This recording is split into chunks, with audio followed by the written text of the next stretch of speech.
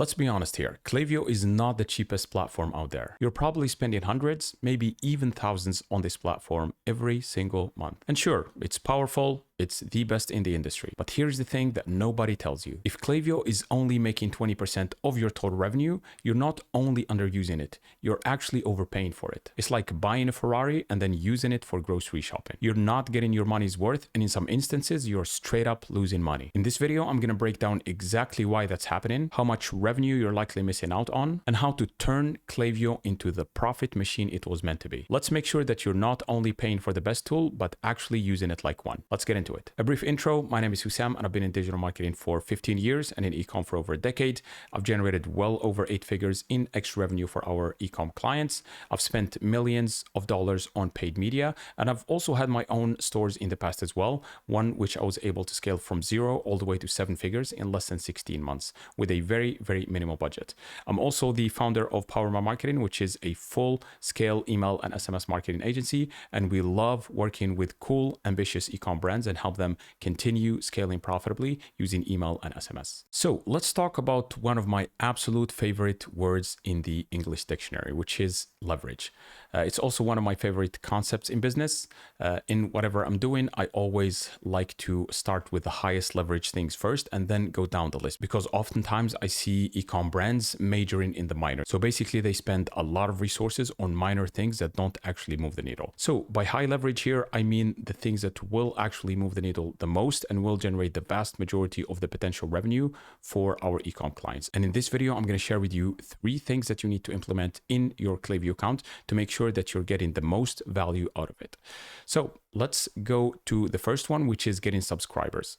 So this is the most important step, because no email or SMS subscribers equals no one to nurture and equals no dollar. Simple as that. In contrast, the more email and SMS subscribers you can get into your list, the more people you get to nurture and the more revenue you'll be able to generate, assuming that those were qualified email or SMS subscribers. This is the entry gate of your entire email and SMS program. And if you get this right, everything will flow flawlessly from here. So the objective here is to convert as much of your valuable traffic as possible to subscribers. And this is especially important if you are paying for traffic. So for example, you're spending money on Meta or let's say TikTok, and sending traffic to your website. It's imperative to try to convert as much of that traffic as possible into subscribers that you can nurture and convert into first time and eventually repeat customers. So you can see here an example with a website that doesn't have a lead capture mechanism. So website traffic, for example, sending traffic from ads, standard 3% conversion rate, which is the standard in ecom. And let's say you are getting 2.5x return on advertising spend on Meta. In contrast, here is a website that has lead capture. So you basically send the website traffic via ads, for example. You are able to convert 10 to 15% into subscribers or leads, and both email and the SMS subscribers. And then you put them into the welcome flow or a nurture sequence. There are 3 types of subscribers who join your email list. So there are the super warm ones. These are basically the 3% that we're about to buy anyway. There are the ones who are still a little bit on the fence, maybe undecided. So those are the ones that will be converting via the welcome flow. And there are the ones who just want to subscribe to get the incentive that you offered. Maybe it's like a coupon, maybe it's like a free guide or something like that. Those are a little bit on the colder side and they need a little bit more nurturing via our various flows and campaigns to be able to convert them in the future. So when you put people into a nurture sequence or your welcome flow, as I mentioned before, you convert that 3% initially, and then you convert more people who are still on the fence. Maybe they are still doing research. Maybe they are checking the products from your competitors or something like that. So we'll be able to convince them through highlighting some our mission, vision, unique selling propositions, a lot of social proof, authority, etc. So that will increase your immediate return on advertising spend from 2.5x to 3x. And this is just the immediate one. So you will basically increase your conversion rate because you are converting more of your valuable traffic into subscribers and then into customers. And you will be able to increase your average order value, assuming that you set it up right. For example, if you are promoting bundles and offering coupons on bundles or limit orders or something like that, or doing maybe BOGO, like buy one, get one 30% off, then people need to add multiple items in order for them to get the coupon, and that will increase your average order value and make you more profitable on the front end. And then you have the post-purchase and loyalty automations plus campaigns that will result in repeat customers, and also you'll be able to convert some of those cold audiences that joined your list. Maybe they were not ready to buy right then and there, and that will result in higher customer lifetime value, and you will be able to increase your return on advertising spend, the long-term one, from 2.5x to potentially 4x or maybe 4.5x or even more. So this will make your brand even more profitable, and you are able to spend more at the top of the funnel to scale your brand faster. So the simplest way to start collecting email SMS subscribers is to just have a pop-up on your website. There are different forms of lead capture, but the pop-up is the simplest and easiest and most effective one most of the time. So the most important things to keep in mind here are to collect both email SMS. So we like to collect both email SMS. It's very, very important. Many people say, why do we need both their email SMS? And the reason why is that email inboxes are becoming more crowded every single day. So it's very, very important to be able to reach people on multiple channels or multiple platforms. So the other thing here is to offer an incentive. And most of the brands, they offer some sort of like a discount, maybe 10% off, 15% off, BOGO 30%, spend $100, get 10% off, buy this bundle and get 15% off or something like that.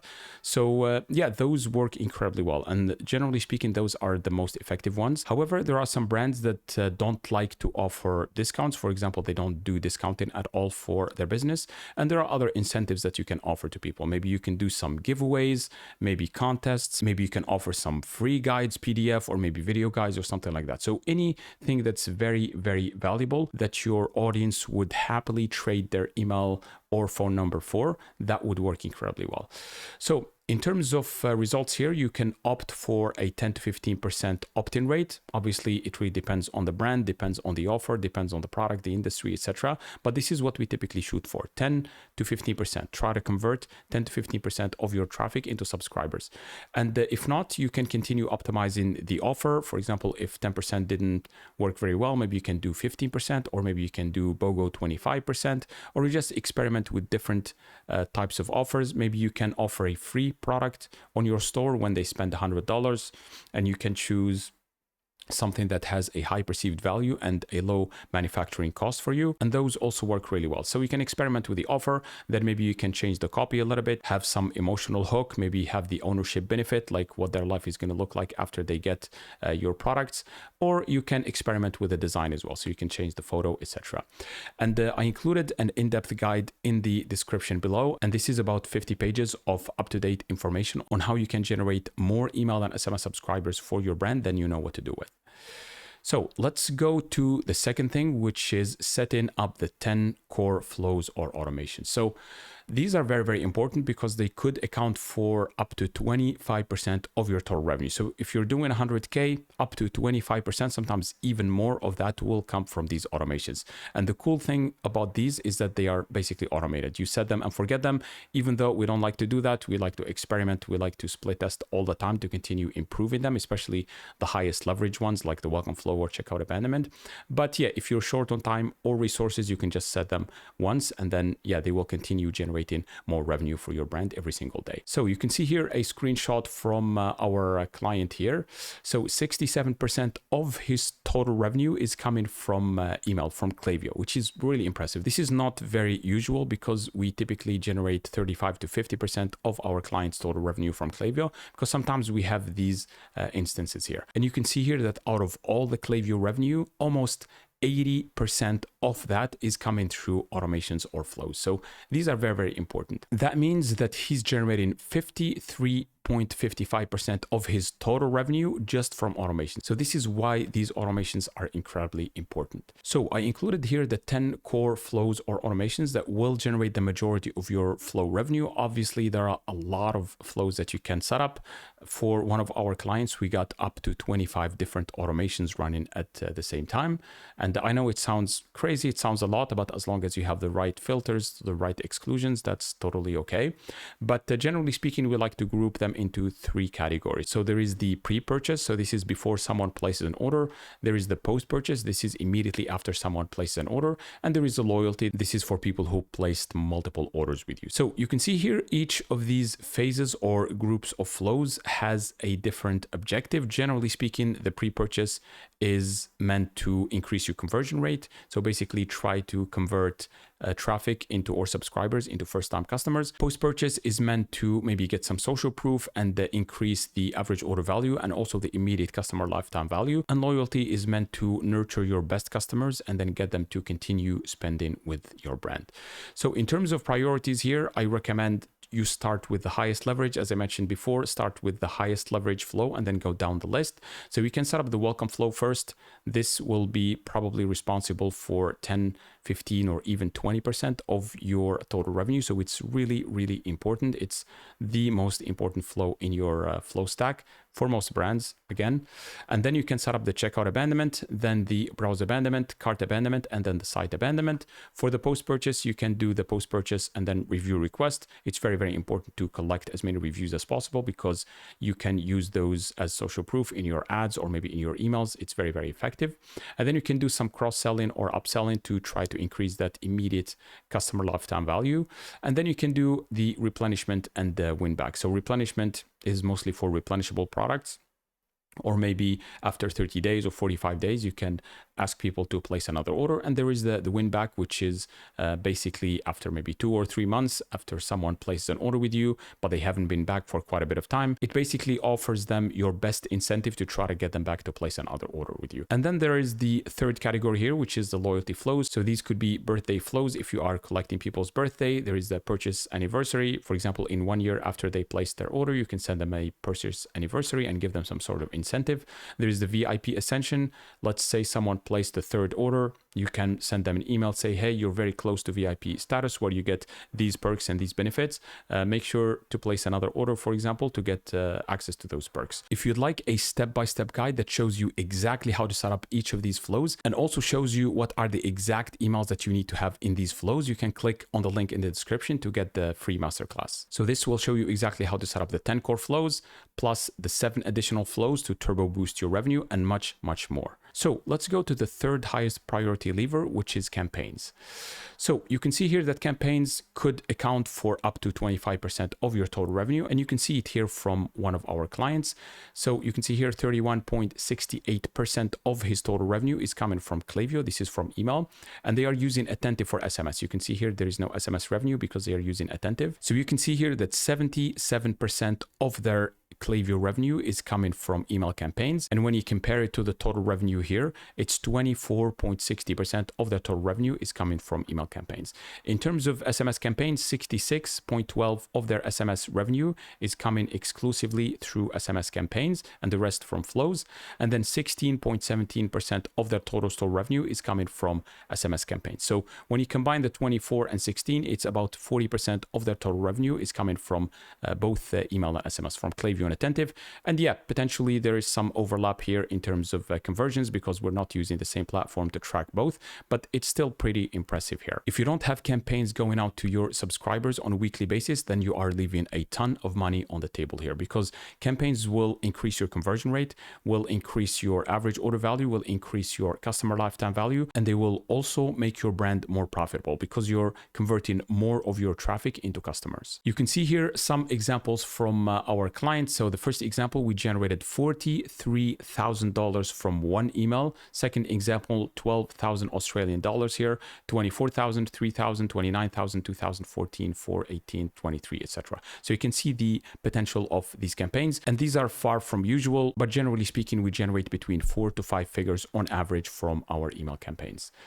So the ideal setup for campaigns is to start with 2 campaigns per week. So it really depends on how big your email list is and how big your brand is. Sometimes maybe 1 email, if you're super, super small, 1 email per week could do, but it's very, very important to stay consistent. And I talk to a lot of e-com brands and they say, is it really necessary for me to email my list every single week? And my answer is always, it's incredibly important to stay top of mind in a very distracted world because people are bombarded by marketing messages everywhere, basically on social media, on their emails, on SMS, etc. And it's very important for your brand to stay top of mind. So when they make the decision to place an order, it's going to be with you and not with some competitor maybe they accidentally found on Instagram or something like that.